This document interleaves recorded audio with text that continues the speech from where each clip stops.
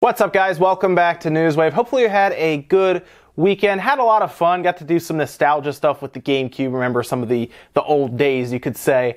And I took a look at some of the hacking scene, the homebrew scene with the Nintendo Switch. So if you missed either of those videos, check them out on the channel. We have a whole bunch of interesting stuff to talk about today, including Zelda getting its first really big Game of the Year award given to it. And then we also heard about Minecraft's super duper graphics pack for the Switch getting pushed back, getting delayed actually. So let's get started. Now let's start with the Game of the Year award going to Zelda from the Golden Joystick Awards. Of course, every year we have a couple of bigger game awards shows that actually take place. People attend. It's like a whole thing. And this year, the Golden Joystick Awards were held. This was Friday, and Zelda Breath of the Wild won the Ultimate Game of the Year award, and it was up against some pretty stiff competition, things like Horizon Zero Dawn and Persona 5. That went Horizon Zero Dawn ranked second, and then Persona 5 got third place, so it did beat out some pretty good games overall, and it was a good time. There were some very interesting highlights, too. For example, the Xbox Game of the Year, you would expect Gears of War 4 to take that. No, Gears of War 4 got second.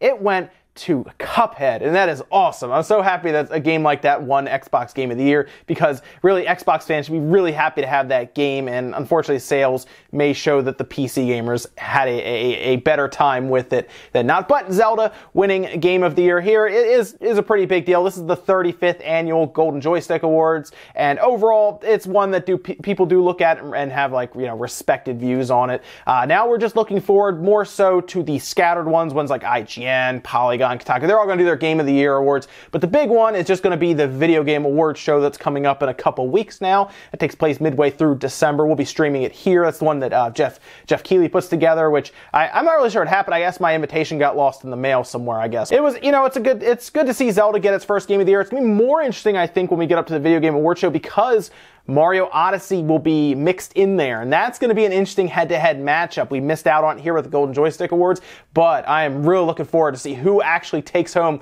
Game of the Year between Mario and Zelda. Now, also in the Golden Joystick Awards that some people may not have agreed with, but I think it's okay here because it's not the Game of the Year. PUBG, or PlayerUnknown's Battlegrounds, did win Best Multiplayer Game, and that I can kind of agree with because, well, everybody online played this game, right? So yeah, Best Multiplayer Game, sure. Game of the Year, I'm still torn on that one. I don't think so. I think it needs to be a fully finished, complete, and released game to be the ultimate Game of the Year, right? Best Multiplayer Game, yeah, makes sense. I get it. 12 million, 13 million people have bought it and played and everything. Yes, Best Multiplayer Game, absolutely. Not Game of the Year, though. Next up, let's talk about CD Projekt Red. Of course, they're working on a very interesting looking game in Cyberpunk 2077, but of course they also worked on the Witcher series, one that is touted as being an amazing experience with Witcher 3. They released some really good DLC, and overall it was a very fair experience for the consumer. So you can understand why people were a little concerned when they heard that they were going to look into games as a service. Initially, they really alluded to it being a very smart business model to make a game that you can then update over time and keep getting recurring revenue from it, because yes, that makes sense. However, there were some people really concerned. I saw articles pop up everywhere about this, and to a degree, I think it's exactly what I was talking about before the other day, that EA has tainted games as a service, that phrase, so badly with what they're doing that people just are outright scared or just mad whenever they hear a game is going to attempt to be games as a service. I think there are good ways to do it and there are bad ways to do it, and the way EA has done it so far is certainly a bad way. But I would love to see what someone like CD Projekt Red could do about it. Now, they also put out a tweet just to give people an idea of where they were with microtransactions, saying, "Worry not, when thinking Cyberpunk 2077, think nothing less than The Witcher 3. Huge single player, open world, story-driven RPG, no hidden catch. You get what you pay for, just honest gaming like with Wild Hunt. We leave greed to others." Oh, that was we leave greed to others. I mean, come on. We know who they're pointing at. They're pointing at the EAs of the world, right? You could even say Ubisoft with things like Assassin's Creed, games like that. Mostly, though, EA, right? They pointed at EA and they said, we're not greedy like them, guys. And to a degree, here's the thing.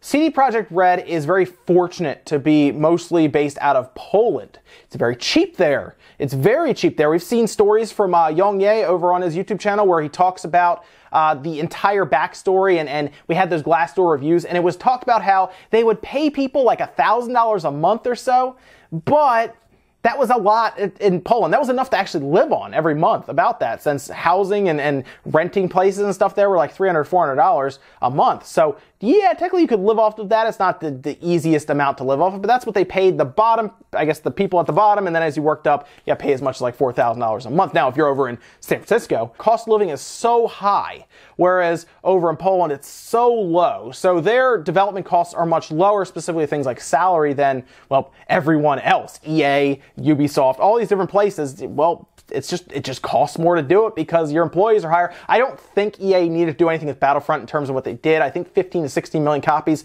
should make you money in the gaming world, and if it doesn't, don't make games, don't be in the gaming world because you don't know what you're doing. However, no, I would not expect CD Projekt Red to get all crazy with microtransactions. They might have just looked into more of the multiplayer aspect, as this could be something we could keep going and continue to sell DLC and just make it a living world that people will want to stay in for a long time.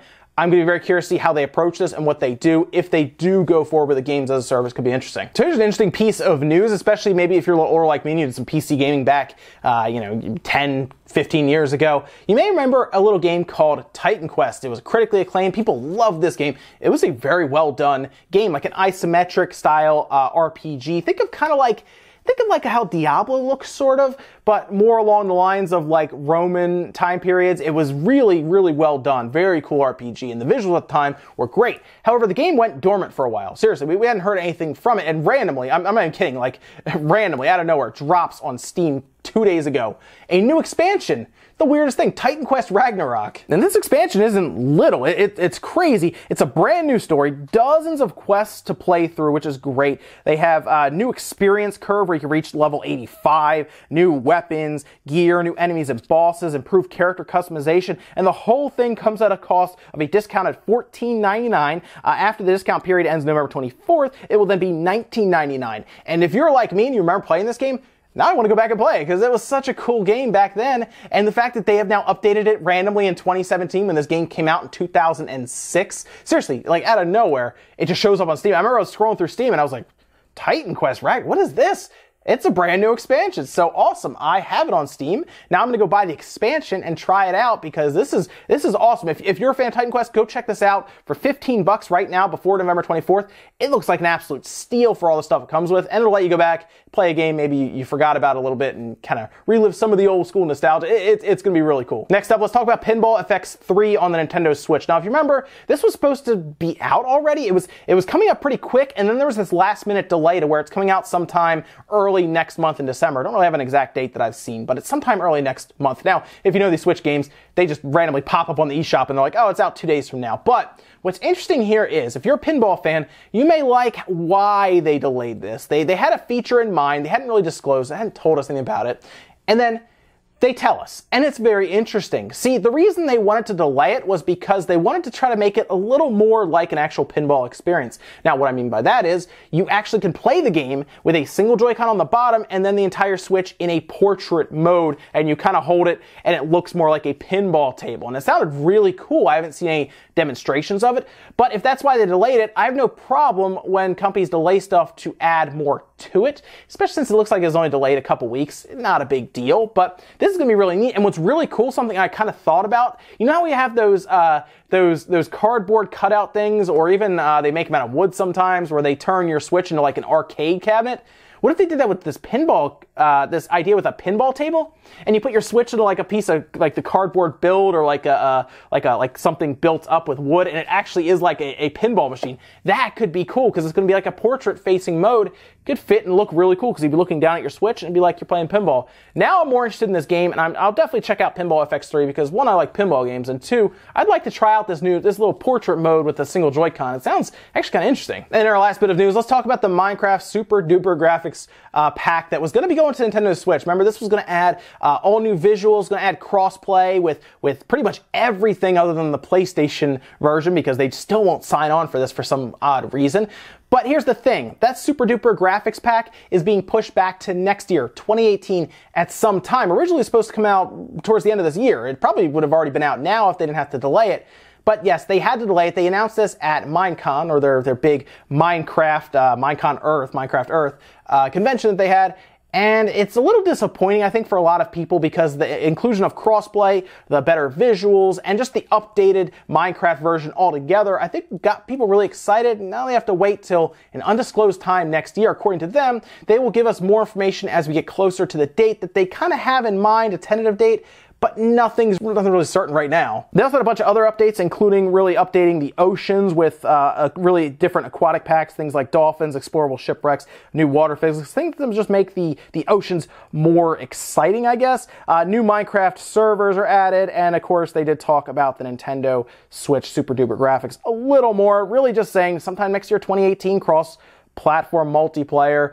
That was the biggest thing that people took out of that, next to really adding a lot more for ocean play. But either way, a little disappointing. We'll have to wait and see if we get a date sometime soon. Otherwise, I mean, maybe March. I'm trying to think of when they would release it.